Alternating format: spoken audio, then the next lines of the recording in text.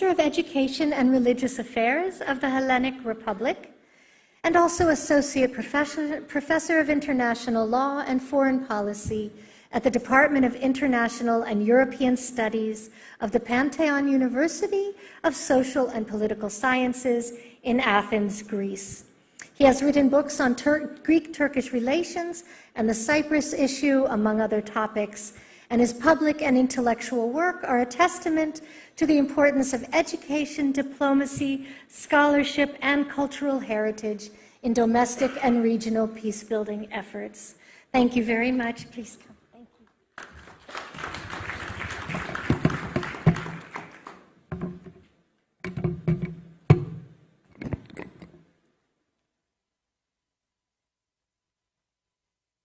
Thanks a lot. First of all, I would like to thank the people who organized the 4th Global Forum Against the Crime of Genocide for inviting me.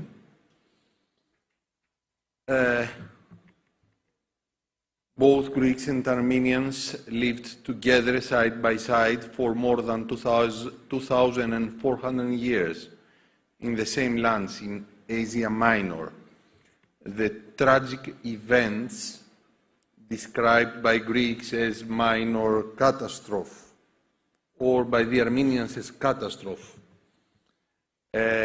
divided us. But we still remember the days that we lived in the same cities, in the same villages. Ladies and gentlemen, first of all, I would like to say that we have to be extremely careful with the use of the word genocide. I'm saying this because almost all the suffering of the people of the world is named today as genocide. Genocide cannot be understood simply in terms of killing people. The 1948 Genocide Convention clearly limited genocide to the deliberate destruction of ethnic, racial, and religious groups as such. It implicitly drew a particular sharp line between genocide and other forms of mass killings. Most important, the Genocide Convention said that genocide involved the destruction of groups in whole or in part through a variety of means, not only mass killings. As Paul Lemkin wrote in a letter to New York Times in November 1947, the case of the Armenians, the case of the Christians under Turkish rule in the Balkans, pogroms of Jews under Tsarist Russia, these were not isolated cases or acts of violence multiplied by hundreds or thousands of victims, but collective crimes based upon a specific criminal intent to wipe out entirely or partially a human group. Second observation. Groups identified as enemies in the minds of perpetrators are often comprised of people whose imputed power bears little relationship to reality. Let me take two examples. The Young Turks claimed that the Ottoman citizens, who were ethnic Armenians, Assyrians, or Greeks, were able to fight the powerful and fully equipped Ottoman army. That's why they had to kill them. The Nazis defined the Jews as a powerful enemy, although they included among them people who had only part Jewish ancestry or were totally assimilated in German society, and whose wealth and power, such as it was hardly connected to their ethnic descent. Third observation. Yes, but many of them have survived.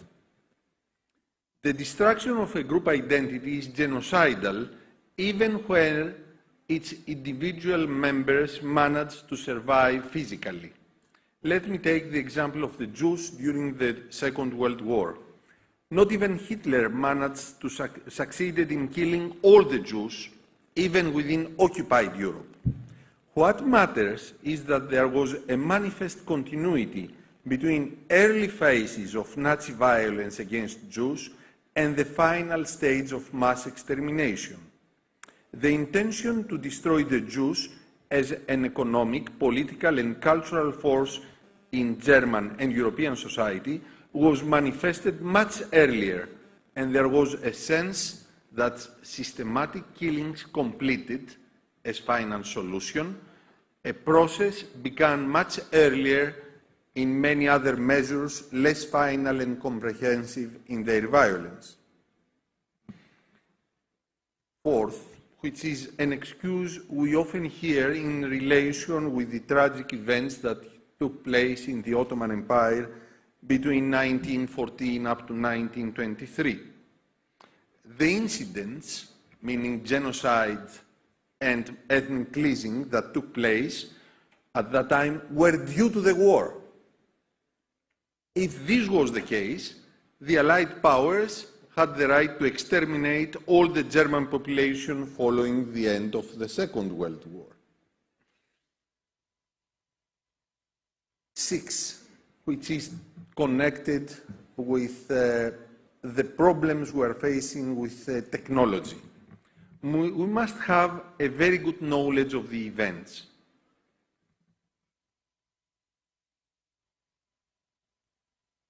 Let me take the example of the Armenian genocide, the genocide of the Greeks, and the genocide of the Assyrians. How many genocides we had? 1, 2, 3, 4? No. In reality, we had only one genocide. The genocide of all the Christian populations in Minor Asia. This started in early 1914, before the First World War. When we speak about the genocide of the Armenians, of the Greeks, or the Assyrians, we speak about different phases of the same genocide. When we divide these different phases in different genocides, we offer to the perpetrators the ability to find the excuses why they murdered the Armenians, the Greek, or the Assyrians. Education is the most important thing. We do not want recognition of previous genocides as a revenge or a way just to memorize the victims. We do not want these events being repeated. Let me take an example. During the last 2.5 years, there is a TV series in Turkey TV called Teşkilat. It is the Turkish equivalent of Mission Impossible, the American series. They speak about a group of people who work for the Turkish secret forces, and they work all over the world. It is okay until now. The only problem is the use of the word teşkilat. Teşkilat does not mean anything in modern Turkish.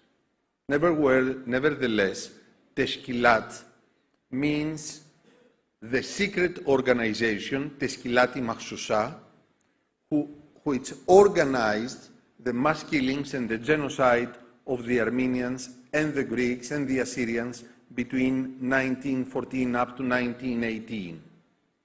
It is equivalent to see in the German TV a TV series called Gestapo. It is unthinkable. Nevertheless, in Turkey, the use of the word teşkilat and the meaning that they are the people who continue Teşkilat-i Mahsusa, it is considered as something logical without problems. That is the reason that we have seen, it is unthinkable today that Germany supports a nation against Israel. It is unthinkable for Germany to sell weapons to Syria or to Iran. Nevertheless, what is unthinkable for Germany It is what happened 2 years ago between Turkey and Azerbaijan.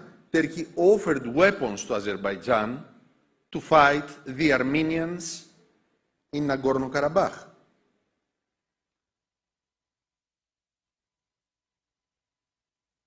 I find what happened in Germany as the best example. In Germany, you know, it is very difficult to face your history, to accept that your father or your grandfather was a person who participated in a genocide of another nation, of a racial or ethnic group.